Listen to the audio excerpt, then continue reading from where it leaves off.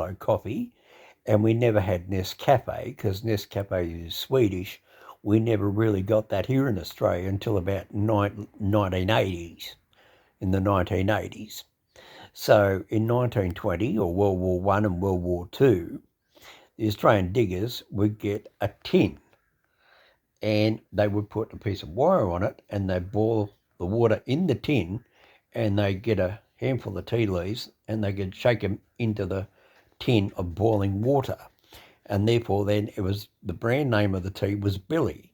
So it was called Billy Tea, because that's how the tin got the name Billy. What? The brand name of the tea is Billy Tea, and they put the tea into the tin. So therefore then it was called Billy Tea, because it was boiled in a tin on an open fire with two sticks with a wire on it and a long crossbar. And that's how the name Billy, you put the Billy on. So, and nowadays I say put the kettle on, because everybody has a kettle, either gas kettle or electric kettle. But some old Australians like me will say, go put the Billy on, and you'll say, what am I talking about? That's what I mean. I'm a country guy. And like my song says, somewhere down there on my channel, I've been everywhere, man. I've been everywhere, man. There's 80%, 90% of those towns of that song, I've been everywhere, man. The Australian version, I have been to Mawullumbar. Mawullumbar is one of the towns. Bundanoon, all sorts of places. All those places I've been to. I lived in a motorhome for 17 years. I travelled around the east coast of Australia, and the majority of those towns are on the east coast. There's a couple out in the middle of South Australia in the desert where it first starts, where the guy says, I'm hitchhiking on the side of the road, and he's out there at Oodnadatta. Now, if you know anything about Australia trains and you're a railway person, you would know, especially this if you're an American railway person, if you like trains. Here in Australia, we had a train that runs now from Adelaide in South Australia to Darwin. Now, it was originally used to go from Adelaide to Alice Springs at Ayers Rock, which is Uluru. And by the way, don't say emu, it's emu, right? Emu, not emu, right? It's emu. Emu, right? Anyway, just get that point in. Still, so many Americans talk to me on the Mr. Hominoid on live chat. They say emu. I said, no, it's emu. Right, anyway, the first original train that used to go from Adelaide to Alice Springs used to go through Oodnadatta. And that's where this guy writes his song about. He said, I'm out there at Oodnadatta because the train's gone away. He had to hitchhike. And he says he's up the rear end of the... Anyway, you got to listen to the song. It's a bit rude at the very beginning, but it's quite funny. But that's where the name Oodnadatta. And I've actually spoken to the publican of the pub at Oodnadatta on a Friday night about 3 years ago. And I can tell you now, they could hardly hear me on the phone. There's that many people in the pub at Oodnadatta where there's no highway and there's no train, and all the people come for 100 miles. Yes, 100 miles to their local pub. That is the Australian outback, Oodnadatta. So go look it up, right? OOD, right? And if you go, want the real spelling, go look it up. I've been everywhere, man, in Australian version, Oodnadatta. Places like Billy-Nudgel, Byron Bay, Mullumbimby, Nimbin, you name it, been there, Batlow, Griffith, Luton, Jerilderie, South Coast, Batlow, right down to Bega, right down to Melbourne, down through Sale, right out to Ararat and Victoria, Bendigo, been right out to where they make the dog food in Pyramid Hill in northwestern Victoria, right out through Burke, been out to Gundawindi, been out to Uwaralong West, Yeah, that's one for you. You Have a Long West. You go and look that one up. That'll tickle your eyeballs, I'll tell you. It'll make it really look. There's another one. And anybody out there smokes marijuana, this will make you laugh. There's a town actually called Wooden Bong. Yes, Wooden Bong. Like wooden, Wooden, bong, Bong, Wooden Bong. And I remember one day I was representing somebody in a courthouse. And I said, Your Honour, my client wishes to go home for Christmas to Wooden Bong. And the judge turned around and said to me, Are you kidding me? You're trying to tell me he comes from a town called Wooden Bong? Are you trying to be funny? And I said, No, it's true. So then the police prosecutor pulled out the phone book back in them days, back in about 1988, I think it was. And he said, Yes, Your Honour, here it is here. And he walked across the room to the judge and he showed him in the phone books, they used to have the postcodes. And sure enough, there's a town called Wooden Bong. And he said, I never knew there was a town called Wooden Bong. And I said, Yes, Your Honour, there's Wooden Bong just up the road there from Casino, around the corner there from Tenterfield, up around the corner from another town. And he said, Righto, Mr. Hominoid, that's enough. I got the idea. He said, yes, he can go home, but he must report to the police station every day. But anyway, that was way back in 1988. Anyway, so that's a good joke, but it's a true story. The judge really thought I was trying to pull his leg by saying, Can my client go home to Wooden Bong? He thought I was being a dope. Then he commented and he said, I love your tie clip, by the way. I said, What do you mean? I said, Oh, this one. And I had a green 3801 steam engine tie clip on at the time. So, yes, I do love my trains, even way back then. Anyway, that's it there for me, Mr. Hominoid, part 1. I hope you enjoyed part 2, part 3. I can't remember what I put on it. That was hours ago. I accidentally deleted it, as I said. I'll keep you up to date on when I go to move, and you'll be seeing the 1975 model FJ40 short wheelbase car. It's called the Purple Monster. It's Detroit Interlockers. It's purple with silver with gold headlights, with a timber deck on the back, with sway barring attachment tow ball on the back, LPG and petrol. And it can go through 2 metres of water without stalling. It's a rock climber. It's a short wheelbase. It's got the big knobby tyres on it. The other one is a 1977 Holden Kingswood V8 muscle car. The other two is the Holden Vectra, which I've done video before on there with Crouton Bear, and I put the new fuel pump in it when I was sick. And I said, Oh, thank you, Crouton. And yes, hello there to Crouton Bear. She's over there in Austin, Texas. She switched over to Rumbold, or Rumbold, I think it is. It's like a YouTube. She's gone off YouTube. So if you want to find the Crouton Bear, that's where she is. And unfortunately, her dog Buster passed away a month or so ago. So she was very, very distraught about Buster. So if you've seen my channel, I talk about Crouton Bear and you know about Buster the dog, and you watch that one as well. Buster passed away. I believe he was quite a significant age. So she had my deepest sympathy, and she said thank you and all the rest, because we email each other. Never actually ever spoken, we just email. That's none of your business, but I like my privacy, same as she does. That's like a lot of other YouTubers. No point having a shave because we can't go anywhere because we're in lockdown. We can't get in the club. There's no pubs open. There's no clubs open. There's no nothing. So poor old me, you know. So bloody, this is my joke, I think. One of my jokes, like I said before. Oh, I've lost it. I had a razor blade somewhere. I said for a joke, look at that, I can't even afford a razor blade. But anyway, there's $1,000 worth of cameras that can go up there at the new place. Going to buy another brand new computer. I'll let the boarder have the new one I just bought. It's a one terabyte. He says it's a bit slow.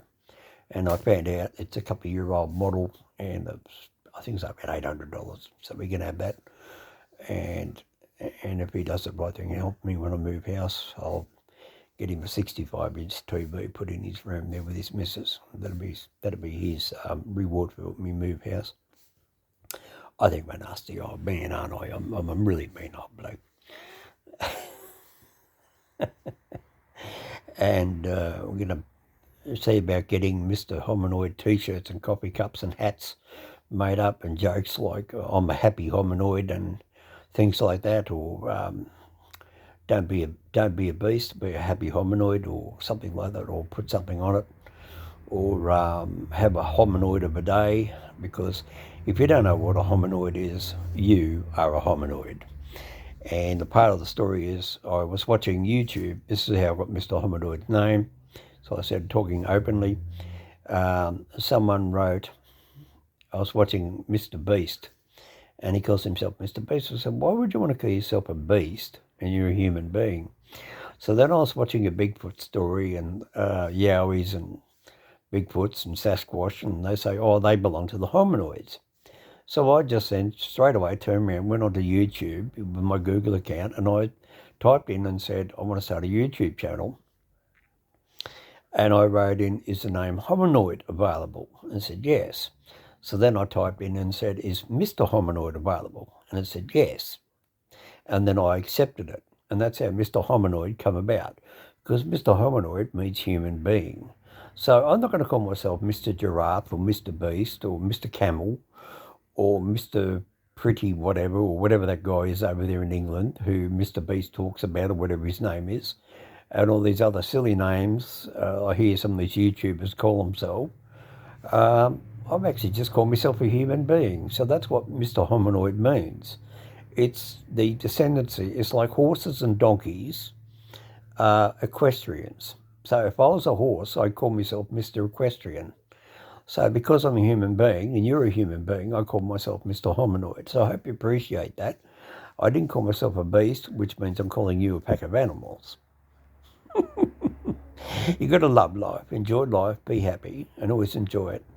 And irrespective of all my leg poisonings and me going to get 2 new titanium knees and everything else, and moving house and whatever else, I'll probably end up spending another $10,000 or $20,000 or something, whatever, doing it and all this other stuff. Whatever it costs to move house, it moves. I'm going several hundred kilometres. There's fuel.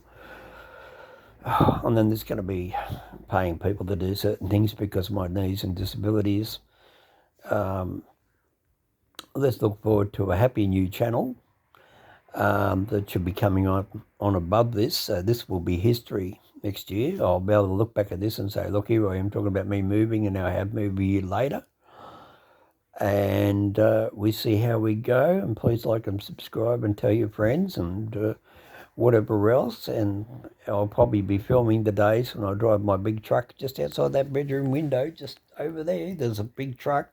Actually, that cardboard box you can see there, that big cardboard box, that is the new back window for my truck.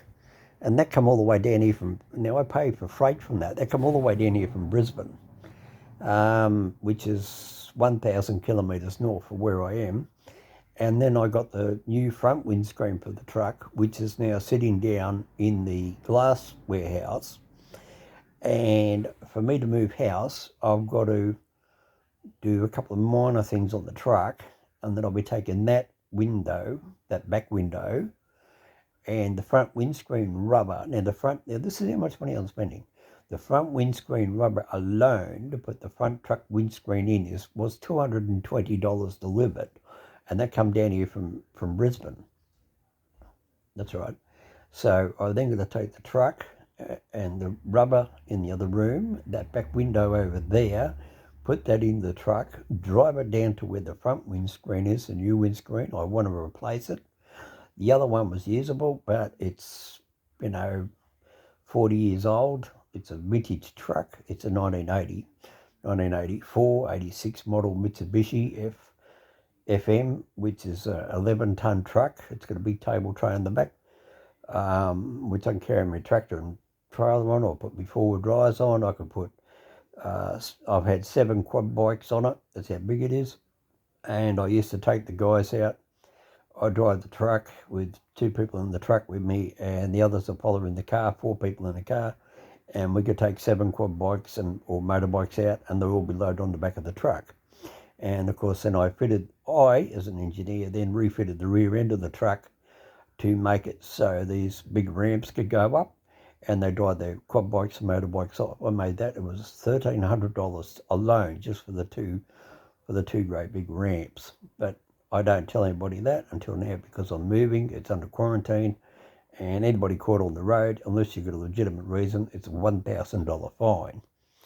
And because they're under lock and they're padlocked and chained up anyway, so you can't steal them anyway. So $1,300 alone just for 2 ramps. So you'll be, hopefully, when the channel removes to this other location, I move, I should say, and the channel's going to have a lot more interesting things. I'll probably go buy myself a new quad bike, my board, or I'll probably buy him a motorbike, because I know he loves motorbikes, but we won't let him hear that, and I just hope he doesn't watch this, because I don't want to spoil the surprise. And a 65-inch TV, and he's already got an Xbox. I'll probably get him him and his missus, we're about 30 years old. I'll get him a, what do you call it? What's the other one? Xbox and PlayStation. So I'll probably get that because it's all internet out there. Yeah, it's got, I think it's actually got the optic fibre actually, I think. But anyway, I've got to find out later. I'll find out tomorrow in the next few weeks. I've only seen it on the internet and Google Earth and talked to the real estate agent and all about the premises. So that's it there for me, Mr. HOMINOID. So leaving Sydney, going out in the bush with the kangaroos, and we'll do some wildlife filming, film some more trains, probably go out and do more railway bridge inspections after my knee surgeries, and probably have open barbecues in different places. And if you like all this change of life, I'm changing my life from being stuck in the city, which they said to me back in 2006, come down to Sydney for surgery, you'll only be here for 3 months, and I've been stuck here ever since. So, no, 15 years here in Sydney, I've had a gutful, see you later, I'm going back out in the bush. And I should never ever left. Sold me $50,000 motorhome, I got rid of that. So we're going to go build another motorhome, like there's a video way down. It says a motorhome. So I'm going to rebuild another motorhome later on. I've got access to them. I can pick a big white school bus up out here for $11,000 with a fully serviced motor and everything else. When I get it, I can see when the motor was rebuilt. Make sure it's just been rebuilt, because they rebuild them after, I think it's 500,000 Ks. They rebuild the motor in the buses here in Australia, they're by law. So they rebuild the motors. I think it's 500,000 because they're buses, they're diesel buses. And they've got built-in fire extinguishers around the motors. Yes, here in Australia, in New South Wales, all public buses have got automatic fire sensors around the engines in the back of the buses, because I had a bus went over the Sydney Harbour Bridge there one day and caught fire, and everybody had to get out of the bus on the Sydney Harbour Bridge in peak hour traffic, and the bus went up in flames. You can Google it, it was on the news, it was everything all around the world. So they brought in the law now, all public buses, government and private, doesn't matter where they are, in out in the bush, have got to have these built-in fire extinguishers. So now when you buy them as a motorhome, they've got a built-in fire extinguisher system within the bus. So even if I'm in bed and for some reason the motor catches fire, even if it's been turned off for 3 hours, the fire extinguisher will still go off and put it out, which is fantastic. And that comes along with the cost of the bus for about $11,000. But anyway, that's another story. So we'll be doing that. We'll get on to that after I get my knees done. So till then, from Mr. HOMINOID, watch part 2, watch part 3. And this is probably going to be part 1A by now. Because they only go for 33 minutes. I've probably been talking for an hour. So I'll see you later. Bye for now. Bye.